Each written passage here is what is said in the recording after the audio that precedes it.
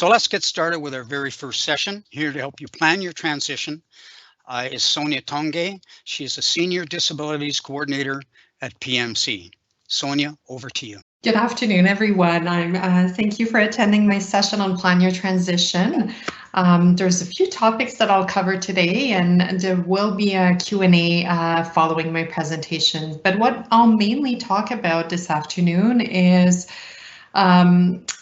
the accommodation process, documentation requirements at post-secondary, what types of accommodations are available at university and the types of different support services, planning ahead, not just thinking about accommodations, but what you can do in the fall and in the summer.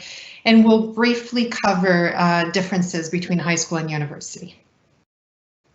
So just to get started as well, I want to hear a little bit from you. We just did a poll everywhere, and I know it's posted in the Q&A. But please log in once again, and the question that I'll be asking is, what words come to mind when you think about planning your transition to post-secondary? Lost, okay. I can relate to that. Overwhelming. Excited, okay. Confused, unsure. What do we do, right? There's lots to think about, lots to plan. Great. So I'm hearing a little bit of being unsure.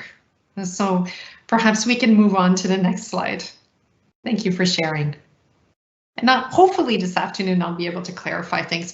So just briefly, I want to introduce the idea of planning your transition from a big picture. And I know you'll be choosing your degree and the program that you'll be applying for prior to February. And things you want to think about is, your strengths, your aptitudes, your interests, your weaknesses. Labor market trends, lots of trends have occurred in the last 2 years since the pandemic. There's lots of work in demand, trades, the STEM, coding, programming, technology, healthcare, business. So kind of think of that, and maybe as you're thinking of the program you're going to be choosing, also the university or the college you will be choosing. Those are very important factors as your first step. So let's talk a little bit about what are the differences between high school and post-secondary from a legal framework perspective. In high school, you receive access to education for students with disabilities as regulated by the Education Act. And when you come to university, it's a little bit different. It's based on the Ontario Human Rights Code and AODA. To show that a student has a disability, in high school you can have an IEP with a formal diagnosis or an informal identification with no exceptionality. However, in university, you need to provide recent documentation completed or filled out by a regulated health professional that confirms both functional limitations and a diagnosis. So we are looking for a clear statement that says that there's a disability and not just a no identification or just struggling in school. So that's very different from high school. In terms of the accommodation process, the decision to disclose your disability to your teachers and professors is made in high school by your parents or a guardian until you're 18. When it comes to university, where you have to decide how you want to disclose that information. In terms of to decide which accommodation students need, in high school, teachers can recommend various accommodations to students. Often when I look at IEPs, because often students will provide their IEP and their most recent documentation at the same time, I see that many students receive the same kind of accommodation. As for university, what we do is we look at your disability documentation, and we specifically select accommodations based on your learning profile, your functional limitations, what kind of difficulties you experience in the university setting or learning setting, and consider both the program requirements, such as the learning outcomes of the program. So that's very much a little bit different than high school. So who informs teachers of your accommodation needs? Well, in high school, I know your teachers will share the information with all your classroom teachers. However, in university, how it works is you need to request accommodations every term. You don't need to provide documentation every term, but you need to follow up with your coordinator or advisor.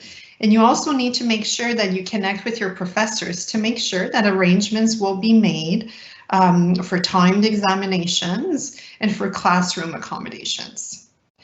So let's talk a little bit about documentation requirements. So the question is, I have an IEP, can I use my IEP as documentation?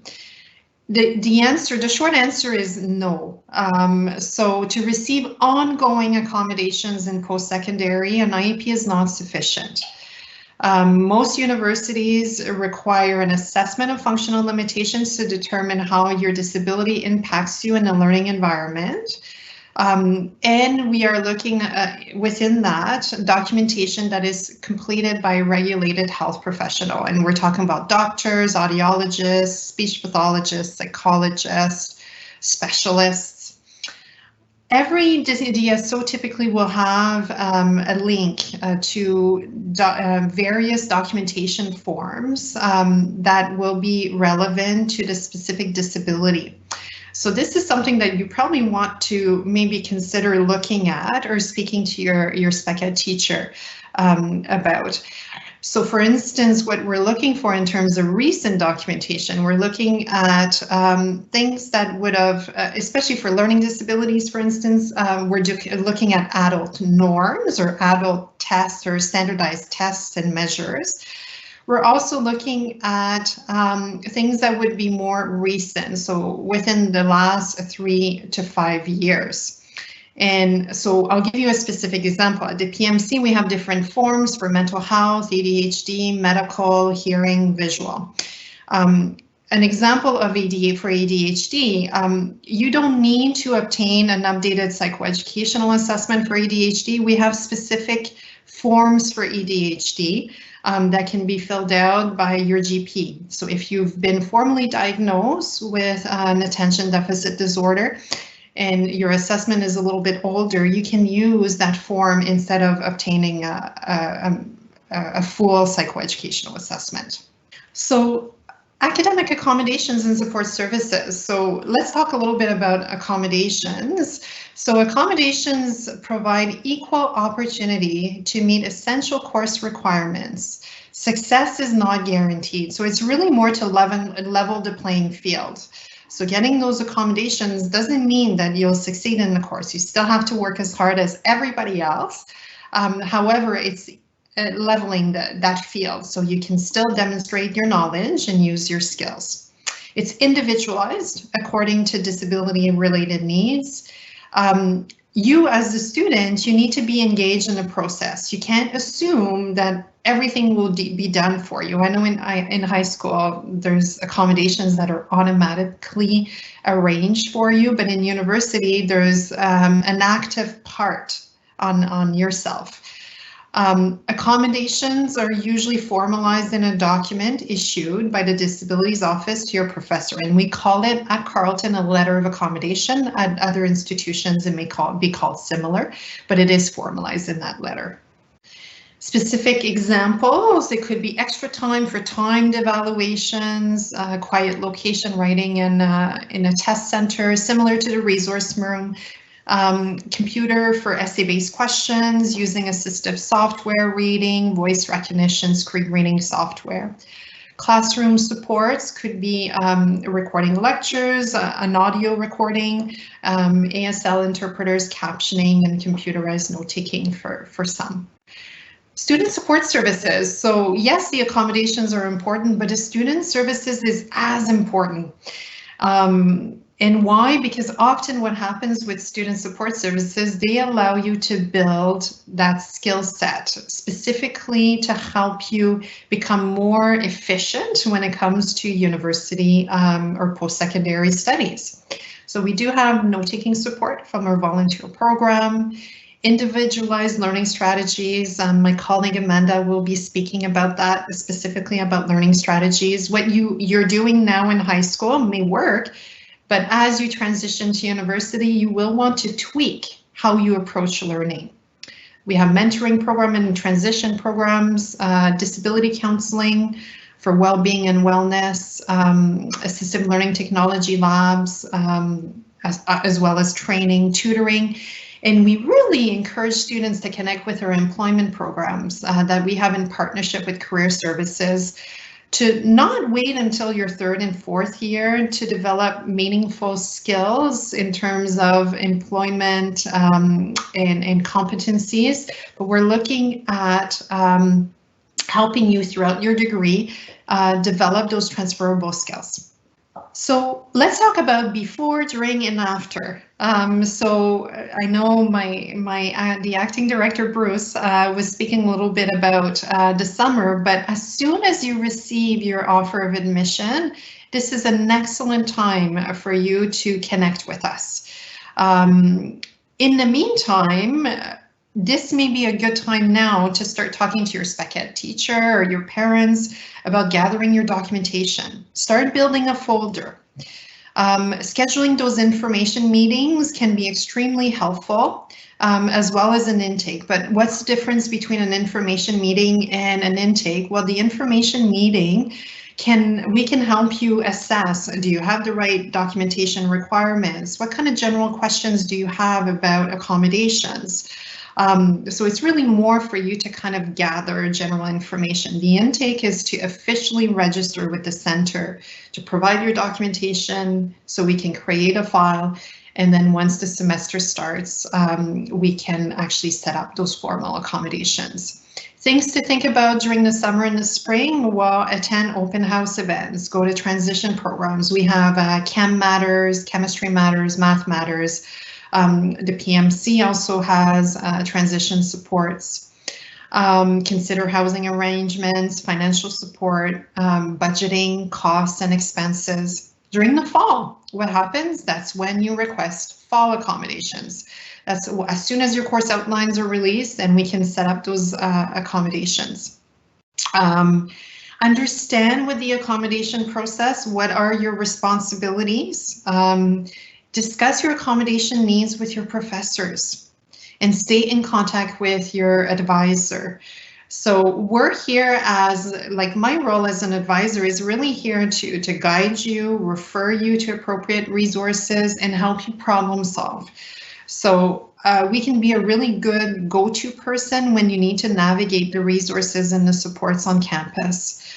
Sometimes we feel a little bit lost. I heard the term lost earlier, so we're really here as a go-to person. Then after, during the fall and the winter, assess and monitor your academic progress and well-being. We don't want to just wait until midterms or the end of the semester to assess where you're at and realize, I need help. We want to be able to help you early on. Participate in skill building opportunities to improve coping and academic skills, and stay engaged with your peers, your professors, with the PMC or the Disabilities Office. Self-advocacy. So when we're talking about self-advocacy, what does that mean? And I know last year when I presented on Make the Cut, somebody asked that question. I don't think I had an opportunity to get to this slide. But what does it mean is to understand your disability, to understand your learning profile, your strengths and weaknesses. How do you articulate that? How do you express your needs? That's what self-advocacy is. Expressing your needs in a way that promotes open communication, right? Where we can have a dialogue about what you need, what may be helpful, what has been helpful in the past. Understand your responsibility, right? Explain how an accommodation will address a specific related need. So you'll see that in university, what you're receiving as accommodations in high school does not mean that you're actually going to receive the same accommodations in university.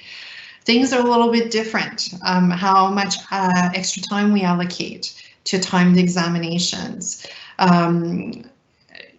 Flexible deadlines, that's not something that we have in university. It could be on a case-by-case basis. If you need it for disability-related reasons, you may receive support for that, but it's not an automatic given in terms of you're receiving extra time for every assignment.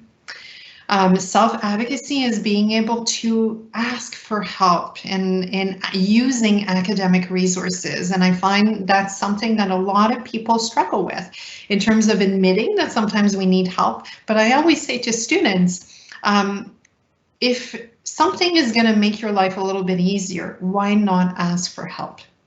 And now moving on for tips to consider, tips for being a good self-advocate. Sometimes write things down in terms of processing, write your points down beforehand in practice before you need to approach someone to share some of your ideas and needs. Focus on your goal, be specific. If you're not sure, so let's say you need to advocate with your professor and you're not sure, how am I going to say this to my professor? Well, your coordinator can help you. We can coach you on how to formulate your ideas and how to share some of your concerns. You're always going to do it. I certainly don't do it for my students, but if I coach you, then you will feel more equipped. And finally, in terms of proposed solutions when a problem comes up, so when there's an issue, don't always expect that people will come up with the solution for you. Try to come up with, what could be helpful in this situation, and ask questions. Every question is good.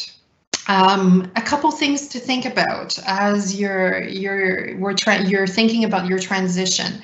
There's a lot of things that will be different when it comes to high school and university. The time and the schedule. Your schedule, if you're taking 5 or 4 courses, you're going to realize that you're not in class for most of the day. University is a lot about self-directed studies. And what I mean by that is using that intrinsic motivation that you have and make sure that you set that routine and that you allocate time for studying. It doesn't necessarily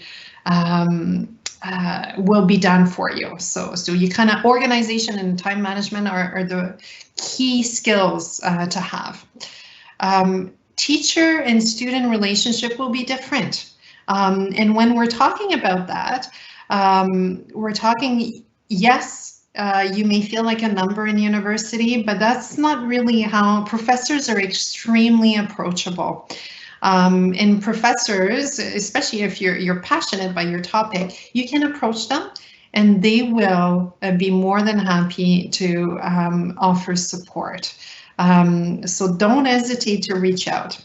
Resources, you will notice that there are an immense amount of resources in academic advising. So if you're looking for support, the support is out there. If you're not sure what you're looking for, speak to your coordinator or your advisor.